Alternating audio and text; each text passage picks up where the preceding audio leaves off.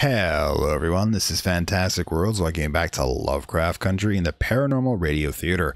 Now, as you probably know, this abandoned Soviet numbers radio station I'm currently transmitting from and quarantining during the COVID-19 plague is one I inherited from an entity called the Presenter, who was attempting to use a classic horror radio plays in an attempt to raise the dead and destroy the world. Yes, this is kind of a Plan 9 from outer space kind of plot, but hey, it worked. And, you know, there's the link if you actually want to see how it all went down. But in the end, I ended up with both his station and thousands upon thousands of hours of classic radio plays. And while I have been listening to these horror classics, I thought I would share one with you. This one is The Pit and the Pendulum, 1957 Suspence radio, and currently written, of course, by Edgar Allen Poe, adapted by John Dixon Clark, and performed by Vincent Price, Helen Morgan, and Jay Novello. Now, this particular one is an interesting spin on the tale. The thing being, of course, is that Poe and Lovecraft himself, who would later be influenced by Poe, tended to write single protagonist types of stories. So in this case, in order to create a radio play around it, they kind of had to use him talking to visions in order to flesh out what was going on, and a few sound effects, of course.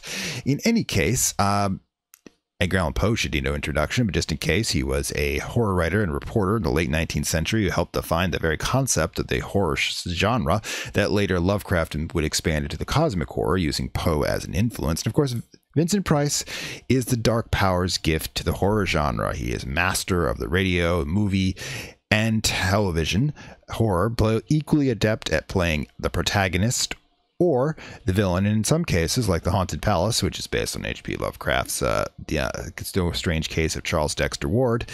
Both. In any case, I hope you enjoy this, and here we are, The Pit and the Pendulum. I was sick unto death with that long agony, and when at length they unbound me and I was permitted to sit, I felt that my senses were leaving me. The sound of the inquisitorial voices seemed merged in one dreamy, indeterminate hum, from which emerged the syllables of my name. Captain Jean d'Albret. Good fathers, gentlemen. We hear you, my son. Even now I have no knowledge of where I am, or to whom I may be speaking. You're speaking to me, my son. I am Fra Pedro d'Espia, Prior of the Dominicans of Segovia, and Grand Inquisitor for all Spain. This, then, is the court of the Inquisition? It is. But I am a French officer. That is true. A soldier and creature of the arch-fiend, the Antichrist, Napoleon Bonaparte, who even now is at the gates of Madrid, while his General La Salle menaces our city of Toledo itself. Nonetheless, I am a prisoner of war. By what right do you try me in this court? Let the clerk read the charges against the prisoner. Item, that on the 4th day of September, in the year of our Lord, 1808, the said Captain Jean d'Albret did wed and espouse that most noble lady, the Doña Beatriz Valdez, niece and ward of the illustrious... One moment. Excellency? This marriage was a deplorable thing, if you like, but lawful marriage, however regrettable in a case like this, is no sin nor crime. There are other matters in the indictment. Then continue, but give us nothing that is not material. Item, that on the 12th of October, 1808, the said Jean d'Albret, being in command of a battery of light artillery, did direct the fire of his guns against the holy church of Santa Marta the Innocent, and thereby, of his wicked malice, destroyed that church utterly. Captain d'Albret, is this charge true? Yes. You admit it. Good father, the church blew up, did it not? Would you boast of your sin, young man? It blew up because it was stored with kegs of gunpowder for your army. I had every right to fire on it. And that is all the defense you have to make? I tell you, I had every right to fire on it by military law. Is military law above God's law? I don't know. I did my duty. Long live the Emperor! Captain d'Albret, mark what I say. No man, however great his heresy, is condemned to be burnt in the fire if he first recant and acknowledge the error of his ways. Do you so? I cannot. I was under orders. I obeyed them. Then, Jean d'Albret, there can be no mercy, no pity, since there is no atonement. The sentence of this court, therefore, is... I had swooned in terror, yet I will not say that all of consciousness was lost. In the deepest slumber, no. In delirium, no. In a swoon, no. In death, no. Even in the grave, all is not lost, else there is no immortality for man.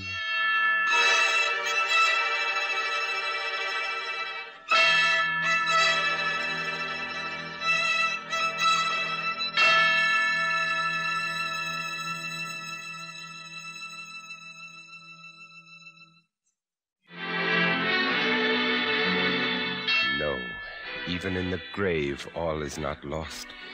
There were shadows of memory which told me indistinctly of tall figures that lifted me and bore me in silence down, down, still down, until a hideous dizziness oppressed me at that descent into the earth.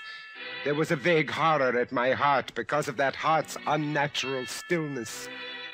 Then, as consciousness swam back to my wits again, darkness, a damp stone floor and darkness. Oh, Beatrice. Oh, my wife. Did you call me, Jean? Beatrice, you here in the dungeons of the Inquisition? No, my poor Jean. I am only here in your imagination. Am I mad, then? No, but your brain is fevered. You only think you hear me. I hear you clearly. You won't leave me. As long as I am in your heart, I shall be here. Have they chained you to the wall? No. No, they've taken away my uniform. They've given me sandals and a robe of rough cloth. But I'm unchained. Beatrice, suppose they have buried me alive. Have courage, Jean. You must have courage. Then tell me where you are now, Beatrice, in the flesh, I mean. In the old house by the olive grove, scorned of my people. Yes, I know. Each morning I climb to the hilltop and watch for them. Yes. Sometimes I think I hear gun wheels rumble in the hills and long moving columns with the red dust rising above them. Go on. First come the heavy cavalry in plume-crested helmets, on their flanks wheeling like hawks, light hussars in blue and scarlet, and behind them in a glitter of bayonets as vast as light points on the sea, rank upon rank, the long gray coats and tall bearskin caps. The old guard and the Grand Army. It's only a vision, my dear one. They do not come. Will they ever come, Beatrice? I cannot tell. Then I must face what has been prepared for me. Can you stand up, Jean? I think so. Then walk. Yes. Walk as far as you can. Measure the limits of the cell if this is not a tomb. I'll try, Beatrice. I'll try. This robe impedes me and the floor is treacherous with slime, but I'll try. Look out! Jean! Oh, I'm all right. I fell on my face. The robe tripped me. What, Jean? But my hand is in front of me, lower than my face, but I feel nothing. Nothing, Jean. It's a pit. A deep circular pit, and I fell on the very edge of it. They would have had you walk into it. Yes. But you didn't. You're saved, Jean. Saved, Beatrice. Saved? My torture has been merely postponed. At last, a deep sleep fell upon me, a sleep like that of death. How long it lasted, I know not. But when I opened my eyes once again, I could see. Yes, see. My prison was large and lofty, its walls formed of massive iron plates. A wild, sulphurous luster, I could not trace its origin, lit up the dungeon and the circular pit. I could see, but I could not move. I lay on my back on a low framework of wood, securely bound by a long fastening resembling a surgical bandage. The bandage passed round and round my body, leaving at liberty only my head and my left arm. With much exertion, I could supply myself with food from an earthen dish on the floor beside me. It was meat, highly seasoned, and there was no water. Beatrice, Beatrice, where are you? I am here, Jean. Your voice sounds stronger, and I can see you. You are weaker, my dear, and more fevered. Look, Beatrice. Where? At the ceiling of this room. 30, 40 feet up. What do you see? I see, painted on the ceiling, a figure of Father Time. Yes, but this Father Time carries no scythe. He carries instead what looks like a gigantic pendulum from an ancient clock. And the pendulum is moving. A painting cannot move. But I swear the pendulum did. It swung a little back and forth, just like a real pendulum. Beatrice, take care! Take care of what? Take care of the rats from the pit. They're swarming out in dozens. You can see their eyes glitter. What do they want? What do they want? They have caught the scent of the meat in the dish beside you. They'll not get it. Go! Go away, you vermin! Au revoir, Jean. Au revoir. Beatrice, where are you going? I can hardly hear you. You are sending me away, Jean. I'm sending you away. My poor loved one. You can't bear to see the rats running about my feet, can you? Even when you know I'm not here. Beatrice. It is true, Jean. You are sending me away. Yes, it's true. In a cell swarming with vermin, there are others I would rather see here. I would rather see. If you call me Captain d'Albret, then in spirit I am here. Go. I command you, Fra Antonio, go! Not until I have first told you what is in store for you. Which is? Listen, do you hear anything? Yes, I hear something. Turn your eyes upward. Look at the ceiling. The pendulum. Aye, the pendulum. It is descended. Only a foot or so as yet. As you notice, it is not really a pendulum. No? No. Its underside is a crescent formed of razor-sharp steel. You mean? A ponderous weight, Captain d'Albret. Its movement is slow now, but soon it will take on momentum. It will swing wider and wider, and with each broad movement, it will creep a trifle lower. The steel is directly over me. Yes, above the region of your heart. How long before? You need have no immediate fear. It will not be too soon. But how soon? Who can tell?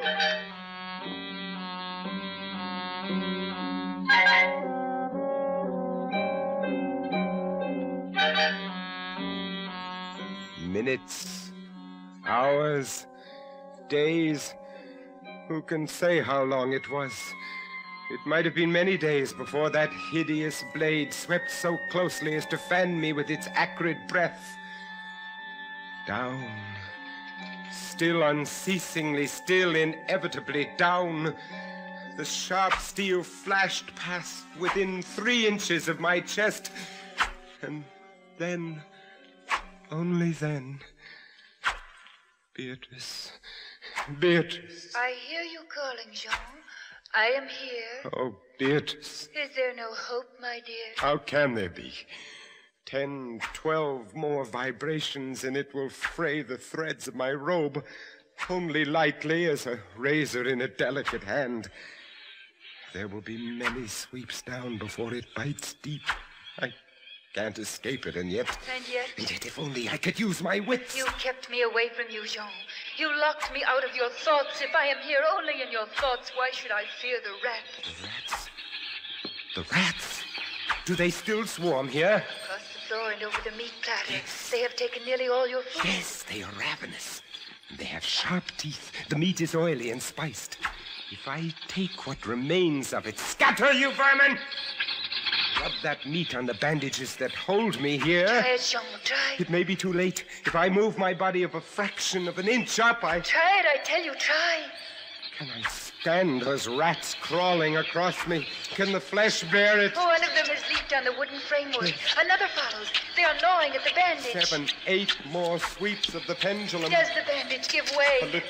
Lie still, Jean, lie still. 10, a dozen rats now. Is death, I wonder, worse than this disgust? A dozen sharp knives could do no better. The bandage has loosened to ribbons. If you move sideways, carefully, and drop to the floor. Beatrice, I can't move. My arms and legs are numb. There is no The power steel to... is frayed your robe. A minute more will be too late. Try. Then with all the strength that is in me and the hatred I bear my enemies... You're free. Yes, the second time I'm free. See, Jean. The pendulum stops. They are drawing it back up through the roof. Each move I make is watched. You never doubted that? No. Yet with all they could do to you, they have failed twice. They will not fail a third time, my dear. Listen. What do you hear? A groaning. A grinding as of metal. It is only the cogwheels of the pendulum. I think not, Beatrice. Why not? It seems to come from behind these iron-plated walls. It seems to shake the dungeon as a mill wheel might shake at it. Stand up, my poor Jean. Get up off your I knees. can't endure anymore. Don't you sense even now the odor of the heated iron? Heated iron? Yes, the walls are beginning to glow red. Oh, Beatrice, I have been much humbled, but I won't have you see me in tears. I order you to go. Jean, in the name of Yes, heaven. in the name of heaven, go.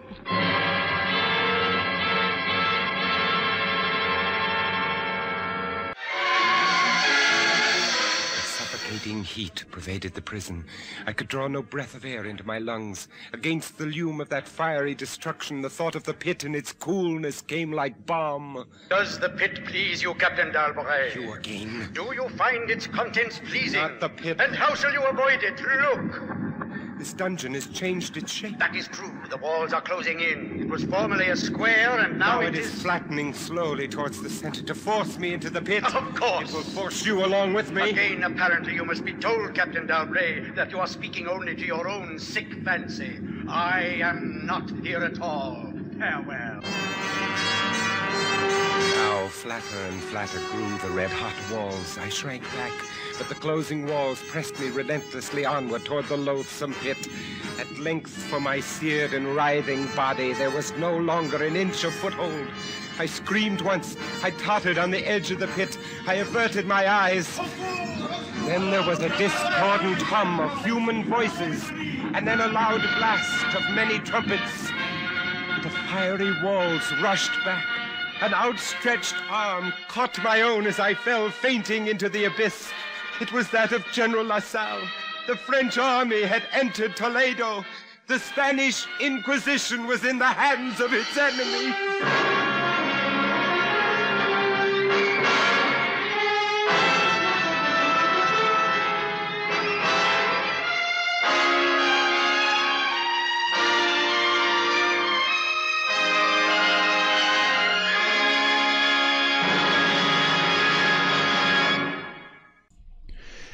I do hope you enjoyed that little tale.